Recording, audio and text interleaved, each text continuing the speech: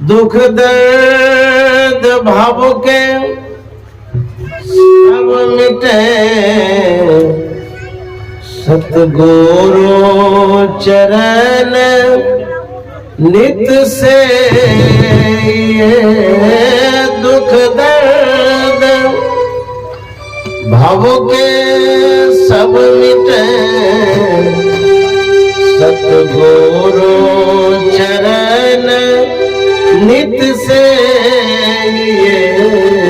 गुरु भक्ति बिन कछु ना बने, में ही सकल संतन कही गुरु भक्ति बिन कछु ना बने। श्री सद्गुरु महाराज की जय।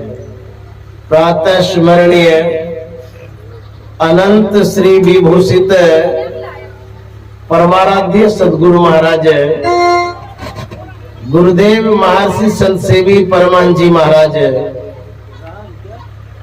इस सभा में उपस्थित,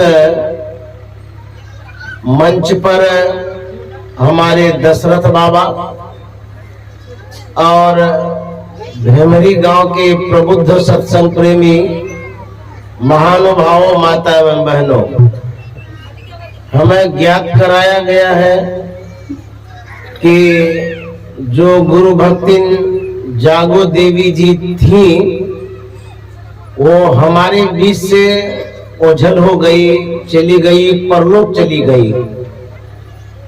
उनकी पुण्य तिथि को मनाने के लिए हम लोग आए हैं और श्राद्ध कर्म में सत्संग करने के लिए आए हैं। उन दिवंगत आत्मा को शांति मिले, इसलिए हम सभी शुभ कर्म करने के लिए आए हैं। तो उनके जो परिजन हैं, आदरणीय हमारे जो अशोक प्रसाद सिंह जी हैं, इन दोनों दंपत्ति के द्वारा यह सत्संग का आयोजन है। उन पुण्यात्मा के लिए यह कार्यक्रम रखा गया है। जो पुण्यात्मा जागो देवी जी हैं, उनकी स्मृति में यह श्राद्ध कार्यक्रम है। मुझे भी आमंत्रित कर कृपा घाट से बुलाया गया है। सदगुरु के प्रति जो समर्पण था, उसी समर्पण का जो शब्द मीराबाई ने व्यक्त किया है, उन्हीं शब्दों को मैं सुनाने जा रहा हूं। मीराबाई का भजन है। मीराबाई कहती है, सदगुरुदेव, मेरी जो जीवन की नैया है, इसको पार कर दीजिए, हो पार कर दीजिए, आवागमन छुड़ा दीजिए। नैया लगा दो भव पार मेरे सतगुरु, नैया लगा दो भव पार मेरे सतगुरु, नैया लगा दो भव पार।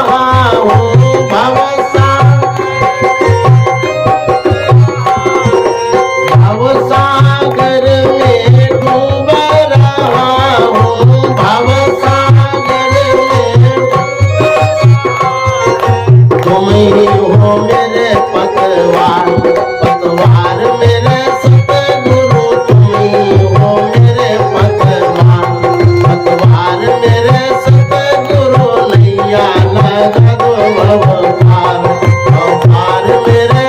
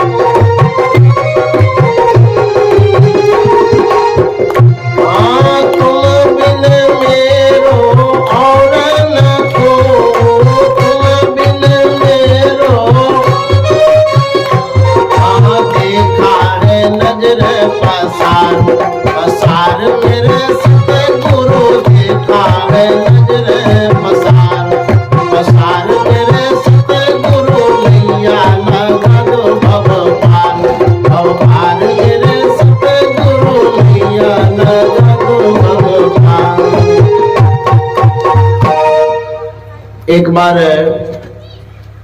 परमाराध्य सदगुरु महाराज कुछ भक्तों के बीच में अपनी भावना व्यक्त कर रहे थे, उद्गार व्यक्त कर रहे थे।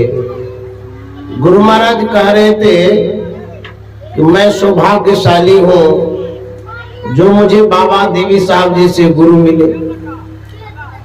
तो उसी बीच में एक विद्वान व्यक्ति खड़े होकर के बड़ी विनम्रता से कहने लगे कि हुजूर, मैं आपसे भी विशेष भाग्यशाली हूं। गुरु महाराज ने कहा, सो कैसे?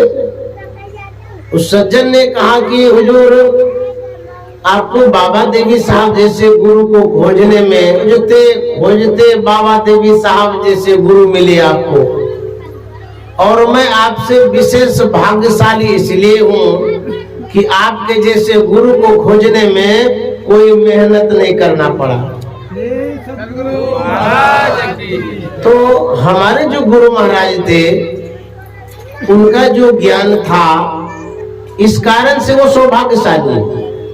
ऐसे महान गुरुओं का संस्कार भक्ति का बीज लेकर के वो गई है। जब ये बीज लेकर के गई है, उस बीज का यही पावर है, शक्ति है कि भक्ति बीज बिन सह नहीं, अधोगति में वो नहीं जाएंगे, क्योंकि गुरु का ज्ञान है ना, गुरु का संस्कार उनके साथ है, इसीलिए उसका उद्धार होगा, कल्याण होगा।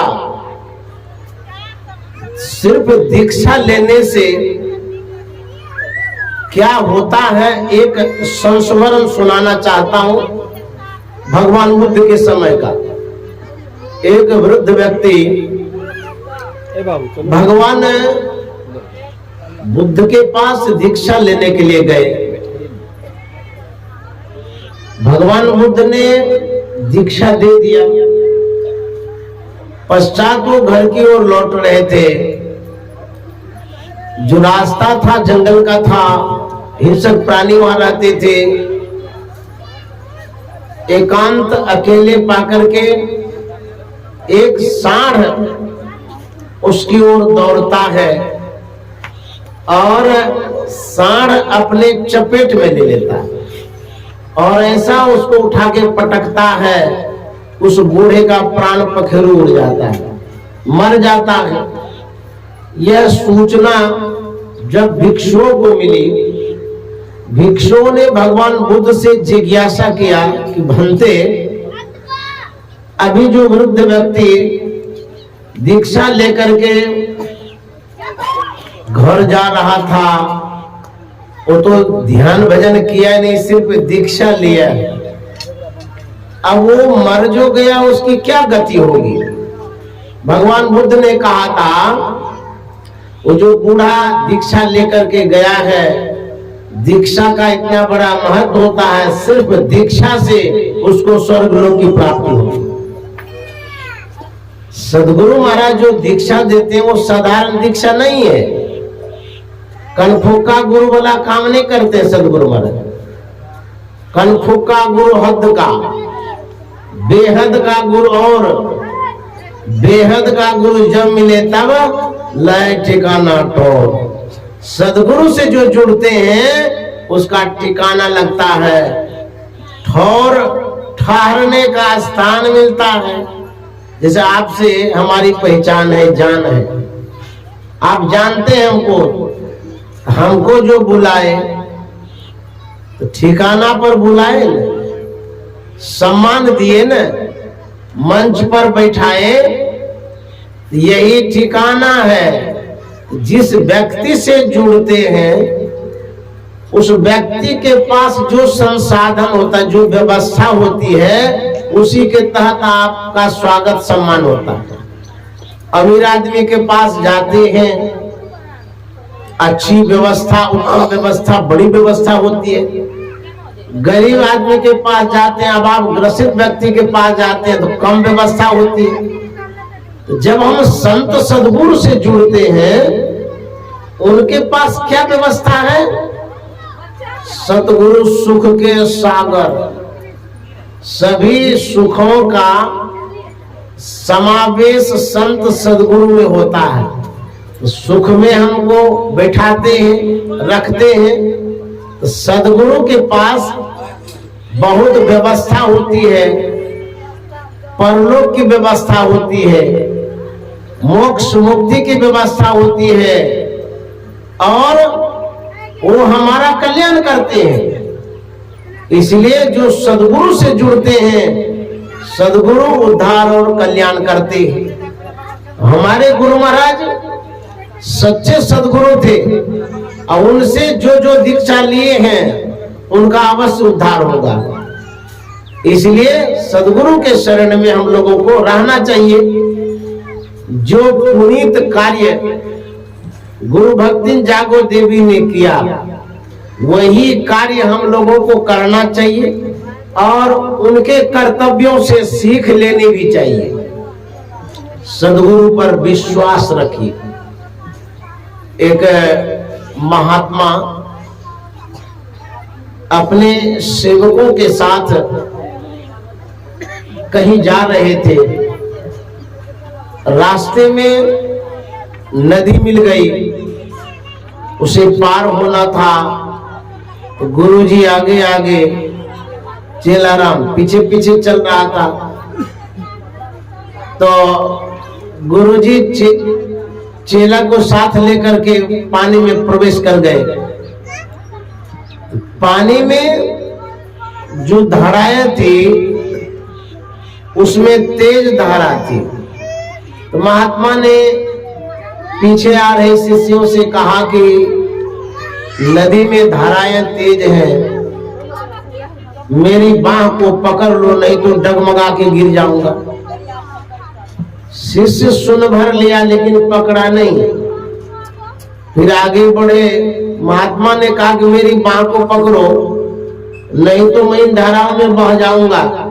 फिर सेवक सुन तो लिया, कुछ नहीं किया। तीसरी बार महात्मा ने कहा, अरे मेरी बाह को पकड़ो, मैं धाराओं में बह जाऊंगा, डूब जाऊंगा। तीसरी बार भी सुन भर लिया लेकिन बाह को पकड़ा ही नहीं। गुरुजी को गुस्सा आ गया, चेलवा का बाह पकड़ा और खींचते खींचते सूखी जमीन में जाके पटक दिया।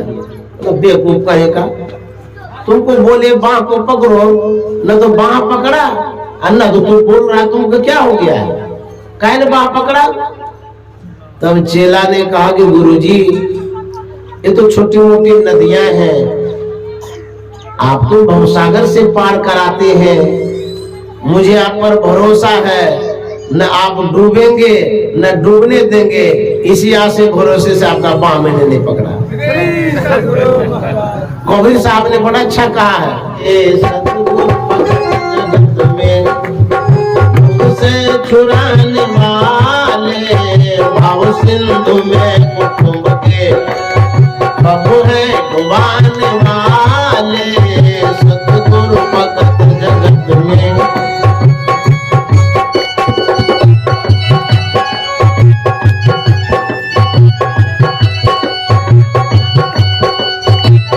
आप लोग यदि ताली बजा करके इस आवाज में सहयोग करेंगे तो मेरा मनोबल ऊंचा होगा। इसलिए सतगुरु भगत जगत में दुख से छुड़ाने वाले, भाव सिंधु में कुटुंब के प्रभु है डुबाने वाले, सतगुरु भगत जगत में।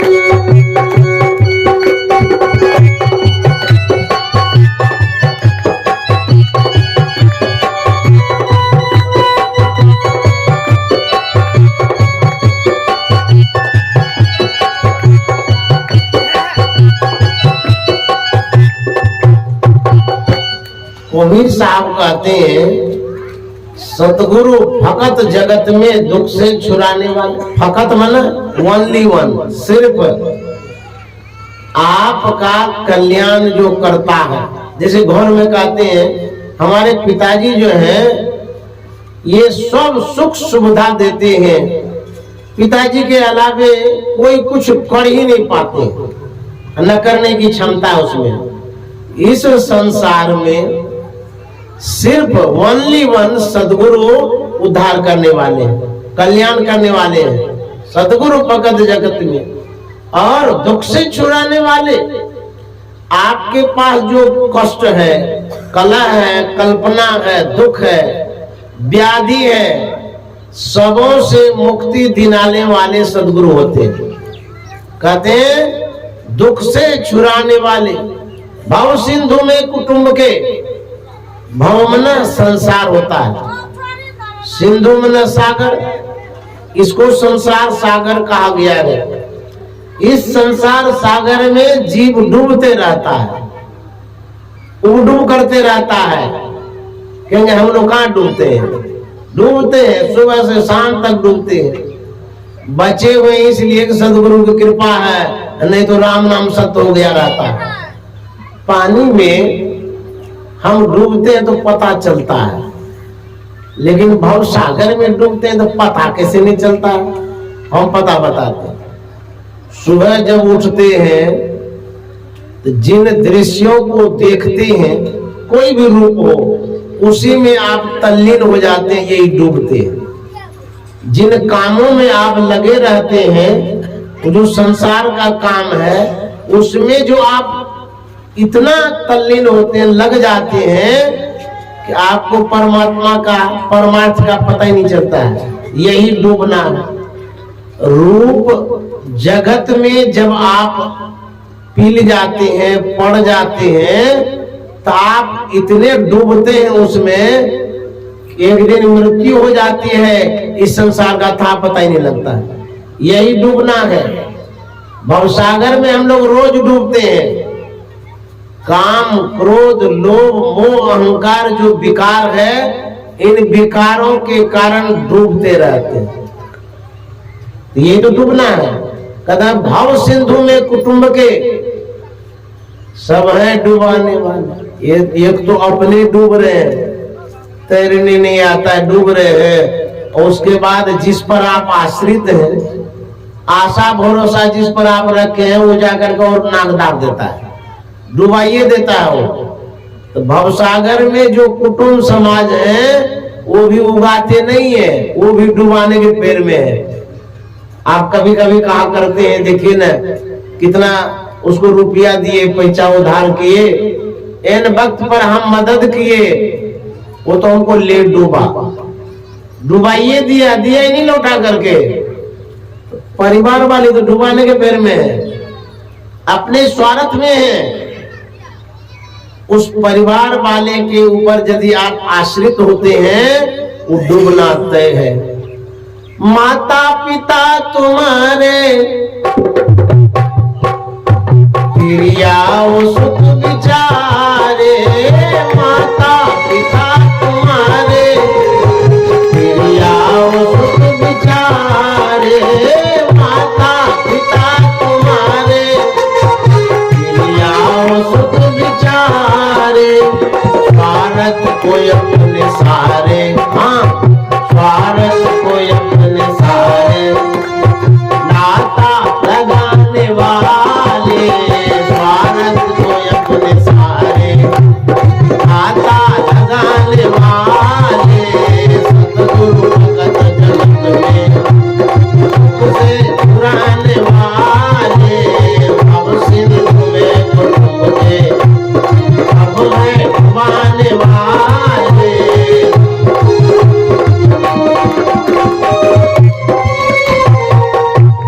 कहते हैं माता पिता तुम्हारे तिरिया वो सुत बिचारे, इनसे आप जुड़े रहते हैं। माँ से, पिता से, पत्नी से, पति से, बेटा से, बेटी से, ये सब जितने रिलेशन है, संबंध है, जो भी इनसे आपका जुड़ाव है, कहते हैं स्वार्थ को अपने सारे, सब स्वार्थ के चेड़े।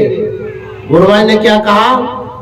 क्या सोबत गफलत के मारे, जाग जाग मन मेरे, क्या सोबत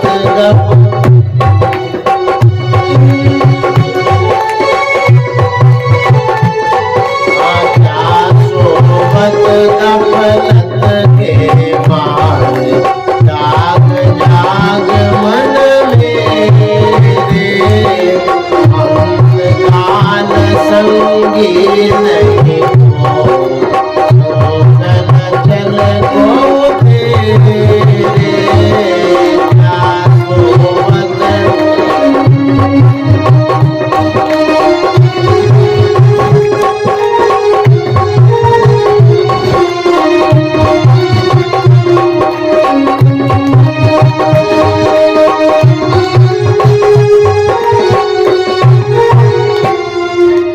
गुरु महाराज कहते हैं, अरे मन तुम क्यों सोए हुए हो? एक जड़ भाव से सोना होता है, भौतिक दृष्टि से सोना होता है। जैसे आप शाम को जो लेटते हैं, विश्राम में जाते हैं, इसको सोना कहते हैं। यह शरीर भाव से सोना है। और जो मन सोता है वो विषय में सोता है, संसार में सोता है। मानसिक रूप से जब आपका अटैचमेंट होता है, लगाव जुड़ाव, कहेंगे कैसे होता है? आप अभी सत्संग में बैठे हैं, आपका मन कहीं न कहीं जाता है। कहाँ जाता है? जिससे आप जुड़े हैं, जहां आपका जुड़ाव है, मन वही जाता है। किससे जुड़े? परिवार से जुड़े हैं, कारोबार से जुड़े हुए हैं। अभी बैठे हैं, सब अपने अपने मन को देखिए। कभी कभी मन जाता होगा घर में कि 11 बजने वाला है, बाबा समाप्ति नहीं करते, वहां भोजन बन के तैयार है, खाएंगे। किसी किसी के मन में होता होगा कि खेत में जाना था, अभी तो बाबा समाप्ति नहीं कर रहे। किसी के मन में कुछ, किसी के मन में कुछ होता है। ये जो मानसिक जुड़ाव है विषय में, संसार में, परिवार में, इसी से मन सोया हुआ है। इसी मन को गुरु महाराज कहते हैं उठाने के लिए। यदि उठाएंगे नहीं तो ये मन लेकर के चला जाएगा 84 में, दुख भोगना पड़ेगा फिर। इसलिए कहते हैं क्या सोबत गफलत के मारे, जाग जाग मन मेरे। अरे मन जगो। तो संसार के लोगों को कहते हैं अपने मन को जगाओ, उठाओ। उठ जाग मुसाफिर, भोर भई अब रेन कहाँ जो सोवत है। उठ जाग मुसाफिर, भोर भई अब रेन कहाँ जो सोवत है।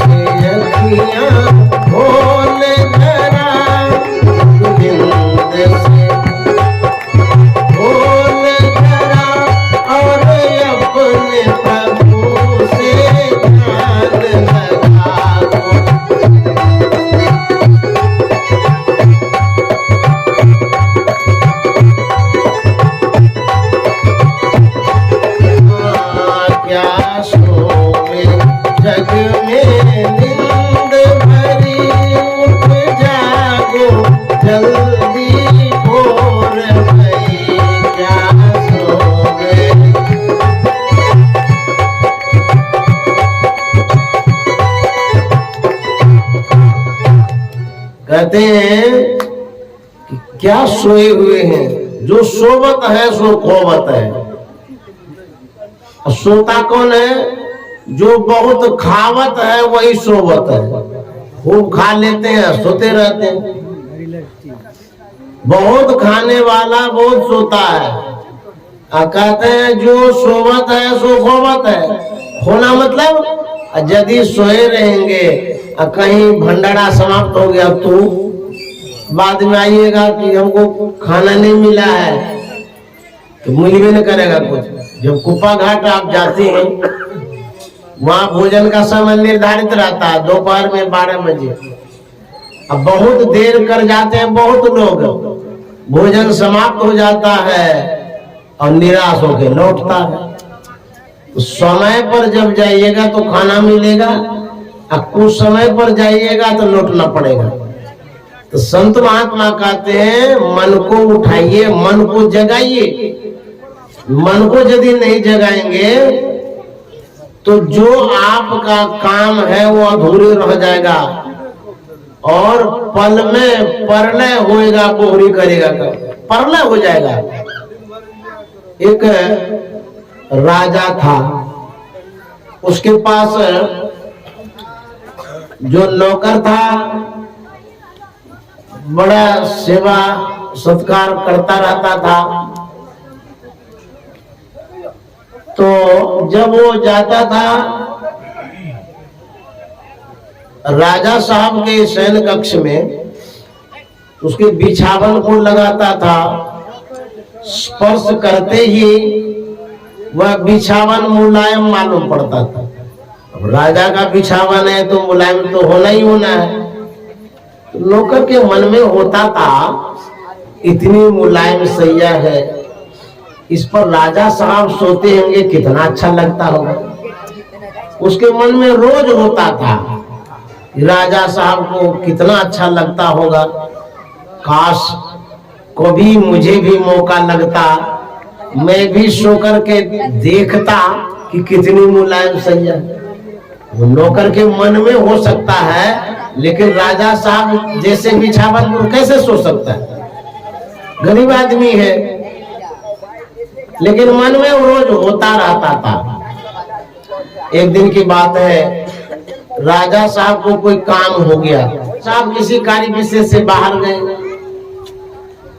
नौकर को सूझा कि आज राजा साहब बाहर गए हैं। रोज मन में होता है कितनी मुलायम सैया है, कितनी मुलायम सैया, आज सो के ही देख लेते। जो भी काम था यथाशीघ्र संपादित कर दिया, पूरा किया, झटपट चला गया राजा साहब के शयन कक्ष में और बिछावन पर लेट गया। राजा साहब की जो चादर थी उसको ढक लिया, ओढ़ लिया। जो सोया, इतनी गहरी नींद आई कि सोया ही रह गया। संजोग ऐसा होता है कि राजा साहब उसी दिन अपराह्न काल में घर लौट आते हैं। जो काम था सो हो गया था, अपराह्न काल में लौट आए, अपने शयन कक्ष में गए, देखते हैं कि यहाँ कोई सोया है। राजा साहब के मन में हुआ कौन सोएगा, मेरी रानी सो गई, क्योंकि चादर ओढ़ लिए थे। तो राजा साहब रानी समझ करके कहते हैं, अरे तू अभी तक सोई है, हम तो आ गए, उठो अब शाम होने चला है, अभी तक तो सोई है, अब कहां से उठेंगे। नौकर सोया था, इतनी गहरी नींद आई थी जैसे घोड़ा बेच के सोता है। राजा साहब फिर आवाज देते हैं कि उठो, हम आ गए, तो अभी तक सोई हुई है, फिर भी नींद नहीं खुली। राजा साहब सोचते हैं कि रानी को क्या हो गया, अभी तक सोई हुई है। तो धक्का लगाते हैं जोर से, अरे उठो ना, हम आ गए, तो अभी तक सोई हुई है। जैसे धक्का लगाए, नौकर की नींद खुली, चादर हटाते हैं, देखते तो राजा साहब है, और राजा साहब देखते तो नौकर है। हम तो सोच रहे थे रानी सो गई है। राजा साहब को इतना गुस्सा आया, पीटना शुरू किया। पीटते पीटते राजा साहब का हाथ दुखने लगा।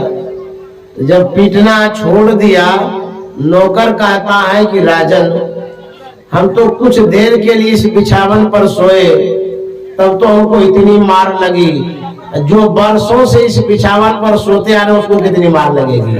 श्री सतगुरु क्या सोबत गफलत के मारे, जाग जाग मन में,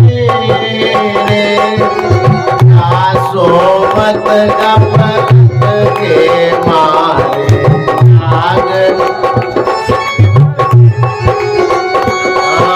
क्या सोबत गफलत के मारे, जाग जाग। इसीलिए मन को उठाना चाहिए। यदि सोए रहेंगे बहुत घाटा में पड़ेंगे। संसार का भी काम देखिएगा, जो व्यक्ति सोया रहता है तो उसके परिवार वाले कहते हैं कि अभी तक सोए हैं, काम करने कब जाइएगा। यदि सोए रहेंगे तो काम तो होगा नहीं, बर्बाद हो जाएगा काम।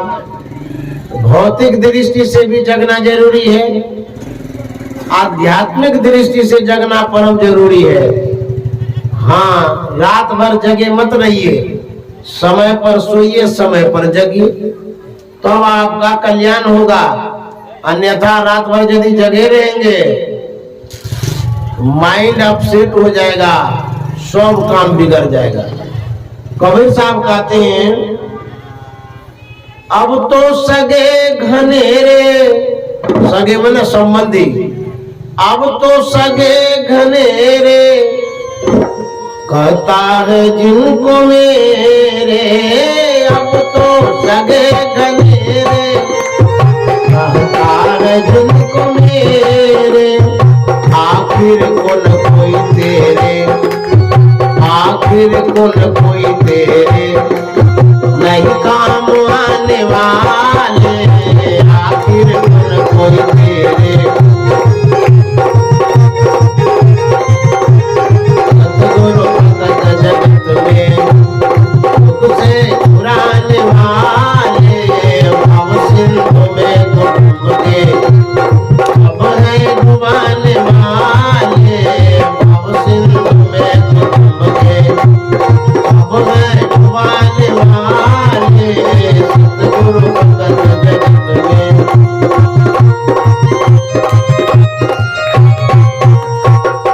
कबीर साहब कहते हैं कि अब तो सगे घनेरे, सगे मन संबंधी, घनेरे में ढेर, कब जब लग पैसा गांठ, पॉकेट में या आंचल में, जब लग पैसा गांठ तो यार संगे संग डोले।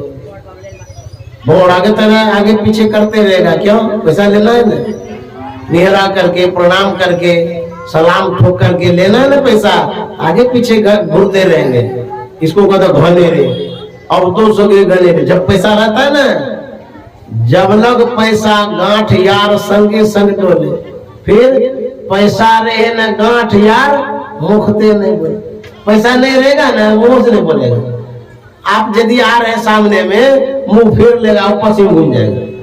दो इनसे क्या बात करेंगे, इसके पास कोई पैसा ही नहीं है, स्वार्थ का संसार। पैसा रहेगा तो प्रणाम करेगा, पूछेगा, अब पैसा नहीं रहेगा तो कोई नहीं पूछेगा। इसीलिए पॉकेट में परफेक्ट पैसा रखिए। परफेक्ट मतलब अवश्य पैसा रखिएगा ना, कहीं वक्त पर काम आएगा। अब पैसा नहीं रखे टोटो वाला भी नहीं चढ़ाएगा, है? पैसा नहीं है तो हम आपको कहां से ले जाएंगे। तो जब घर से निकलिए तो कुछ पैसा पॉकेट में रख लीजिए, कब जरूरी पड़ जाए, नहीं जरूरी पड़ जाए, पछताना नहीं पड़ेगा। पैसा रखना जरूरी है, अतिशय नहीं, अधिक नहीं, आवश्यकता भर रखना है। कहते हैं जब लग पैसा गांठ यार संगे संग डोले। अब पैसा रहे ना गांठ यार मुखते नहीं बोले, यही संसार है। कबीर साहब कहता अब तू सगे घनेरे कहता है जिनको मेरे, तुम्हारे पीछे पीछे जो घोड़ा की तरह घूमता है, जिसको तू अपना समझ रहा है, जानते हो अपना नहीं, ये सब सपना है। कबीर साहब कहते हैं आखिर कौन कोई तेरे, आखिर में कोई तेरे काम में आने वाला नहीं है। नानक साहब क्या कहते हैं, जगत में झूठी देखी प्रीत, जगत में झूठी देखी प्रीत,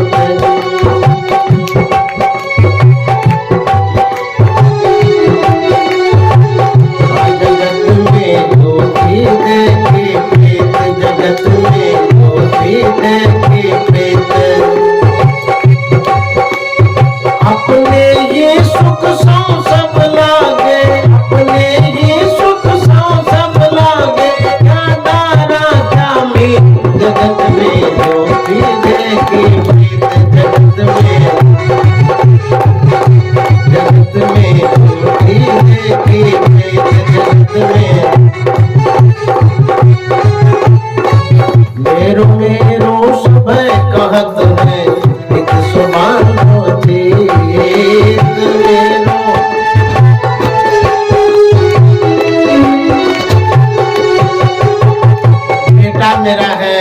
बेटी मेरी है, पत्नी मेरी है, पति मेरे हैं, हित जोड़ करके रखते हैं।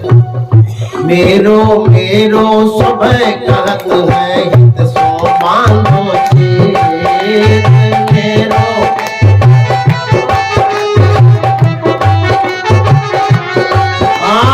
अंतकाल संगी नहीं को, अंतकाल संगी नहीं को, यह अचरज की जगत में होती देगी, जगत में होती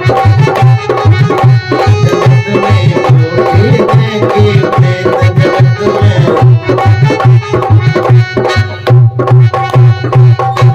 कहते हैं सब झूठे है, लेकिन यदि कुछ साच है, सही है, वो सदगुरु का संबंध और रिलेशन। क्योंकि सदगुरु आपसे जो जुड़ते हैं या सदगुरु से जो आप जुड़ते हैं, यह संबंध श्रद्धा और भक्ति का, पैसा का नहीं है। श्रद्धा और भक्ति से जुड़ते हैं। सदगुरु आपसे कुछ लेते नहीं है और सदगुरु को आप कुछ देते नहीं है। जो सदगुरु लेते देते हैं वो सच्चे नहीं है, वो व्यापारी है। कहते हैं साधु भूखा भाव का, धन का भूखा नहीं। जो धन का भूखा सो तो साधु नहीं। जहाँ लेन देन होता है वहाँ व्यापार होता है। जहाँ कारोबार व्यापार होता है वहाँ सदगुरु की दुकानें नहीं रहती। चल सदगुरु के हाथ क्या लेने के लिए? ज्ञान बुद्धि लाइए। चलो चलो चलो भाई, धरु गुरु पद भाई। चलो चलो चलो भाई, धरु गुरु पद भाई। ओ भाई दृढ़ अनुरागी, ब्रह्मचारी ओ भाई, ओ भाई दृढ़ अनुरागी, ब्रह्मचारी ओ भाई। चल चलो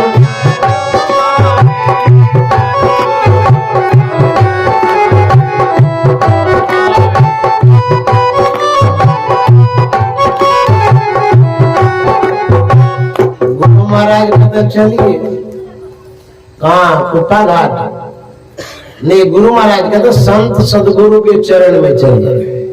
कुप्पा घाट संत दरबार है, सदगुरु दरबार है, वहां जाना जरूरी है। नहीं जाइएगा सद ज्ञान नहीं मिलेगा। लेकिन गुरु महाराज कहते हैं सदगुरु के चरण में चलिए, चरण को पकड़िए। और यदि नहीं जाइएगा तो क्या होगा? आप यदि भय से बचना चाहते हैं, डर से बचना चाहते हैं, तो बड़े बड़े नेता के पास जाते हैं कि सर हमारा ये काम कर दीजिए, हमारे पीछे दुश्मन लग गया है, बचा लीजिए। कहते हैं ना, पैरवी करते हैं। तो जमराज से यदि बचना चाहते हैं, यदि डर भय है, तब सदगुरु के शरण में जाइए। नहीं तो कबीर साहब क्या कहते हैं? यम के पड़ेगा पाले, उसके जगर के पाले।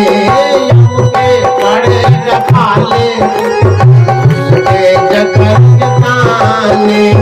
यम के पड़ेगा पाले पाले, यम के पड़ेगा पाले, उसके जगर के पाले। कोई न उस ठिकाने, कोई न उस ठिकाने होंगे बचाने वाले। कोई न उस ठिकाने होंगे बचाने वाले। सदगुरु भगत जगत में से छुड़ाने वाले।